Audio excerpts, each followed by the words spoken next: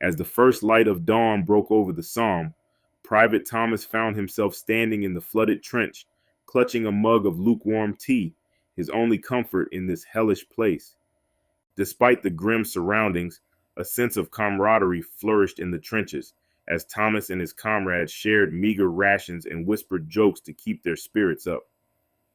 As the order came to go over the top, Thomas felt his heart pounding in his chest, the fear threatening to overwhelm him as he prepared to face the deadly no man's land. The world became a blur of mud, smoke, and deafening noise as Thomas charged across no man's land, the cries of his fellow soldiers mixing with the relentless barrage of artillery. Hours later, Thomas found himself in a field hospital, the pain of his wounds nothing compared to the ache in his heart for the comrades he had lost in the brutal assault. As night fell, Thomas penned a letter home, trying to find words to describe the indescribable, knowing that those who hadn't experienced the horrors of the Somme could never truly understand. Standing watch under the starless sky, Thomas realized that the Battle of the Somme had changed him forever,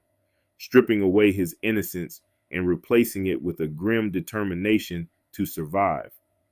In the midst of the hell that was the Somme, Thomas found strength in the unbreakable bonds forged with his fellow soldiers, each man relying on the others to make it through another day.